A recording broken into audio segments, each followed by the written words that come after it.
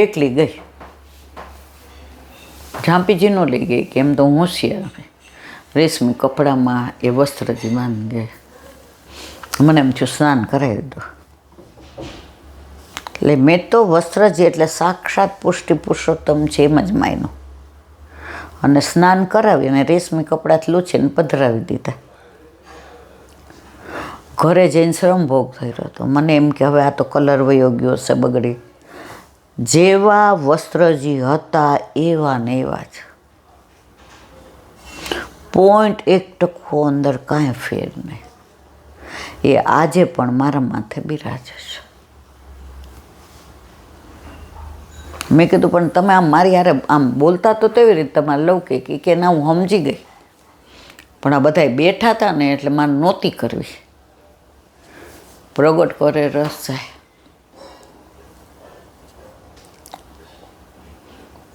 હવે આટલા બધા બેઠા હતા, બિચારા બોલી નહોતા શકતા. પછી એણે સગુણને કીધું કે મને ઓલું આમ ઉબર કરી દે, હું મારે ઘરે કે ઉતરું. મને કે કોઈને કહેતા નહીં. મેં કીધું કહીશ પણ તમારું નામ નહીં કહું. મારે કહેવાનો આશ્રય છે મારા વાલા કે આજે પણ આવા પ્રસંગો બને છે. આપણે વ્રજ યાત્રા, લીલી પરિક્રમા, પરમ દિવસે 1.25 મણના શાલિગ્રામજી, એના ઉપરથી નંદ બાવાના શાલિગ્રામજી ઠાકોરજી મુખમાં મૂક્યા, એનું અનુસંધાન. હવે આજે આગળ શાહ બિહારીલાલજીનું મંદિર, આ શિલ્પવાળું આરસપાળનું મંદિર લખનૌના જમીનદાર શ્રી બિહારીલાલ શાહે બંધાવેલું. આ મંદિર આજે પણ વૃંદાવનમાં છે. આ શિલ્પવાળું આરસપાળનું મંદિર લખનૌના જમીનદાર શ્રી બિહારીલાલ શાહે બંધાવેલું. તેમાં મરોડદાર વાંકા સ્તંભ હોવાથી વાંકા થાંભલાવાળું મંદિર પણ કહેવાય છે. મરોડદાર વાંકા થાંભલા એટલે એને વાંકા થાંભલાવાળું મંદિર પણ કહેવાય છે. શ્રી બિહારીલાલના પૌત્ર શ્રી કુંદનલાલ અને શ્રી ફુંદનલાલ, પાછળથી શ્રી લલિત કિશોરીજી તથા લલિત માધુરીજીના ભક્ત નામથી પ્રસિદ્ધ થયા. કોણ? કુંદનલાલ ને ફુંદનલાલ. કોના પૌત્ર? બિહારીલાલના. પછી એ લલિત કિશોરીજી અને લલિત માધુરીજીના ભક્ત નામથી પ્રસિદ્ધ થયા. તેઓ વૃંદાવનમાં રહેતા. શરીરના મલનો સંબંધ પવિત્ર વ્રજ રજને ન થાય તે ભાવનાથી આગ્રાથી માટી મંગાવીને તેનાથી શુદ્ધિ કરીને તે માટી વ્રજની બહાર ફેંકવતા. કેટલી ઊંચી ભાવના કે વ્રજમાં આ થાય નહીં. વ્રજ પ્રભુનું ઘર છે. પ્રયાગરાજને હેડ ઓફ ધી ડિપાર્ટમેન્ટ નહીં માં કે બધા તીર્થોન રાજા તમે. એટલે પ્રયાગરાજે બધાને બોલાવ્યો કે ચલો ભાઈ મને બધા તીર્થોન રાજા મળવા આવો બધા. ગયા. વ્રજ નો આવ્યો. ઠાકોરજીને ફરિયાદ કરી છે. બધા એવા પણ વ્રજ નો આવ્યો. ઠાકોરજી કે તને તીર્થોનો રાજા બનાવ્યો છે, મારા ઘરનો બનાવ્યો છે. વ્રજ મારું ઘર છે. એટલે તમને બધા તીર્થમાં એકવાર જવાનું મન થાય, પણ વ્રજમાં વારંવાર, કારણ કે પ્રભુનું ઘર છે. એટલે આપણું પિયર છે અને આપણું સાસરું છે. એટલે વારંવાર જવાનું મન થાય. આજે બપોરે આપણે જમવા બેઠા ત્યારે ઓલા ભાઈ ઓલા વૈષ્ણવ લઈને આવ્યા. એ કે ઈલાબેન 23મીએ તમને સારું હોય ને તો આમના ઘરે પાટોત્સવ છે, તમે હા પાડો તો બધું નક્કી કરીએ. એ બેને વાત બહુ સરસ કરી. હું જે આવે ને એનું બધું બોલું ઓછું, સાંભળવું બધું. એ કે ઈલાબેન પેલા વ્રજમાં જાવું એટલે અમને બહુ એમ થતું હતું ક્યાંથી જવાય. ભાગ્યે 1-2 વાર ગયા હતા અને ઠાકોરજી પુષ્ટ થઈને આવ્યા. હજી તો 2 વર્ષ થયા છે, ત્યાં 6ઠી વાર વ્રજમાં જાય છે. વ્રજ એનું ઘર છે, આપણે એના ઘરવાળા છીએ. જેના ઘરે ઠાકોરજી બિરાજતા હોય ને એ ઠાકોરજીના ઘરવાળા ગણાય. એટલે એ એના ઘરે જાય તો આપણને લઈ જાય કે ન લઈ જાય. એટલે જેને ઘરે પ્રભુ બિરાજતા હોય ને એ વારંવાર વ્રજમાં જાય. ઓલા બધા મહેમાન ગણે, હવે આવે કે ન આવે કાંઈ ફેર નથી પડતો. જેને ઘરે પ્રભુ નથી બિરાજતા, ઠાકોરજી કે હજી એને વાર છે. લગ્ન હોય ને તો વેવાય વહેલા આવવાના હોય એટલે બધા જરા ધ્યાન રાખવું પડે. પણ દીકરી આવવાની હોય ધ્યાન રાખવું પડે. કાંઠિયાવાડીમાં કહેવાત કે દીકરી તો ઉંમરેથી કામ લેતી આવે. પેલા ઉમરા હતા, અત્યારના છોકરાઓને તો વોટ્સ ધ મિનિંગ ઓફ ઉમરા એ નથી ખબર. ઉમરાની પૂજા થતી, ઉમરે સાથીઓને એ કરતા. તો દીકરી ઘરમાં આવે ને ઉમરામાં કાંઈ પડ્યું હોય ને તો સીધી આમ ખોળો વાળી અને લેતી આવે કે મારા બાપાના ઘરનું છે, બગાડ ન થવો જોઈએ. તો આપણે બધા એ ઉમરાવાળા ઘરવાળા એટલે ત્યાં જઈએ એટલે. અને વેવાય વેલા જેન ઘર ઠાકોરજી નથી એ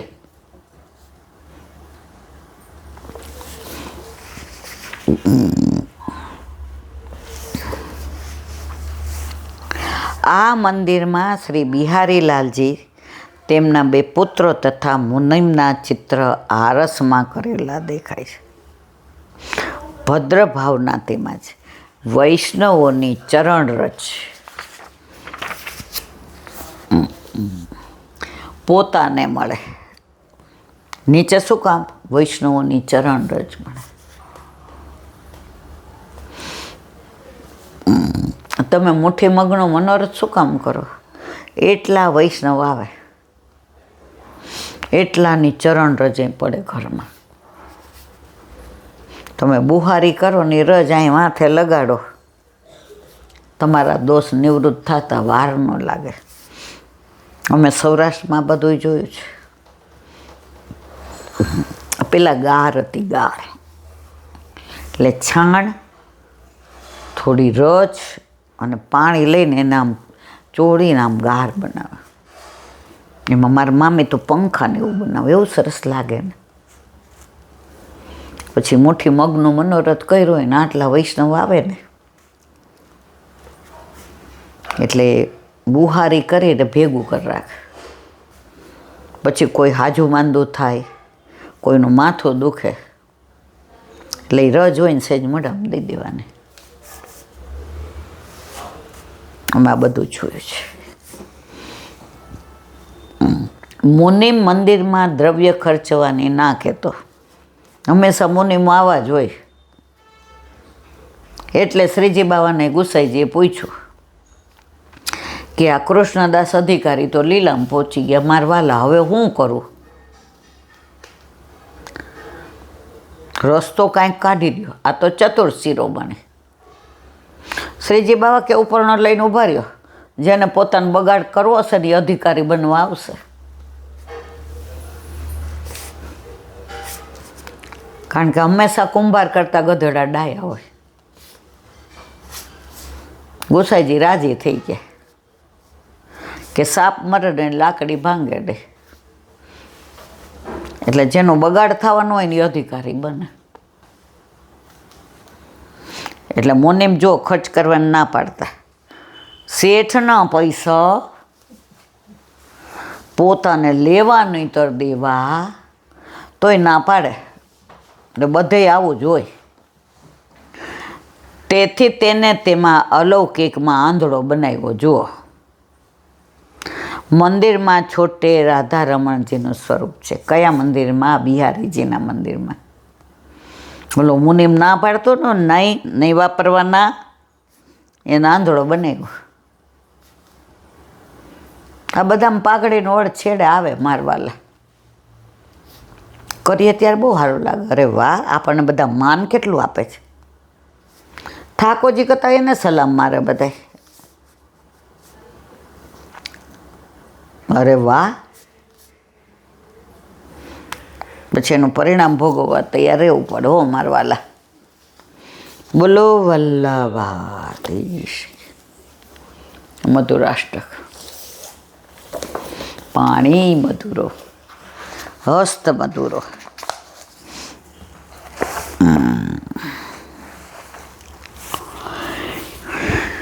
હસ્ત મધુરો અને જળ મધુરો.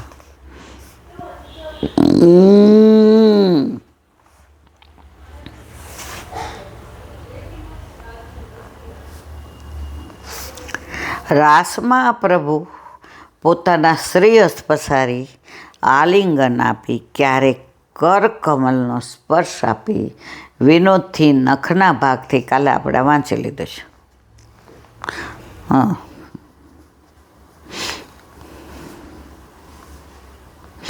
ભાગવતમાં મહારાસનું વર્ણન છે. ભગવાન શ્રી કૃષ્ણ બે ગોપીઓ વચમાં પ્રગટ થયા. તેમના કંઠમાં પોતાના કરકમલ મૂકી દીધા. આજુબાજુ ગોપી, વચમાં શ્રી કૃષ્ણ. દરેક ગોપીના કંઠમાં એક હસ પધરાવી રાસનો પ્રારંભ કર્યો. આમને એક હાથ પધરાવી. તે કર સ્વભાવથી તો કોમળ જેવો હતો, વળી તેના ઉપર સુગંધિત ચંદનનો લેપ હતો. તેની સુગંધથી ગોપીજનો રોમાંચિત થઈ રોમ રોમ હસ્ત પ્રભુનો આવે પછી તમે રોમ રોમ ખીલી જ ઉઠે ને.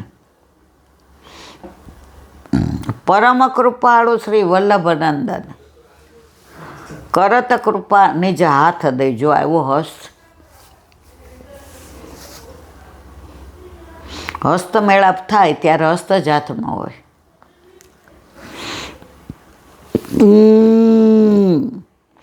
વળી તેના ઉપર સુગંધિત ચંદનનો લેપ હતો. તેની સુગંધથી ગોપીજનો રૂપાંચિત થઈ રોમ રોમ ખીલી ઉઠ્યા. ઘણા સમય સુધી નૃત્ય અને વિહાર કરવાને કારણે ગોપીઓ થાકી ગઈ. કરુણાવંત પ્રભુ શ્રી કૃષ્ણએ બહુ પ્રેમથી સ્વયં પોતાના સુખ આપવાવાળા કરકમલો દ્વારા ગોપીઓના મુખ લૂછ્યા. કરકમળ દ્વારા.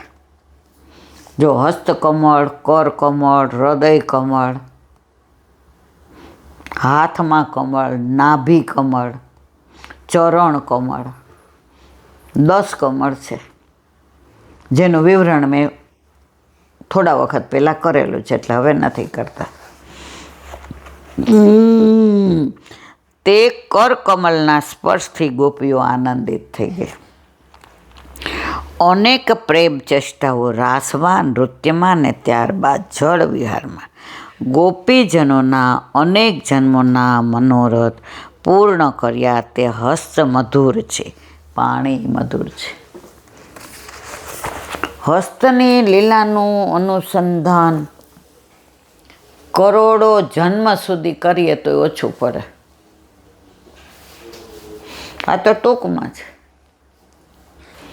બાકી હસ્તમધુર કેવું હોય તો એની અંગુલીને, એના નખ ને નખ ચંદ્ર ને એની કોમળતા ને એ કમળને કેટલું બધું કરી શકીએ વર્ણન.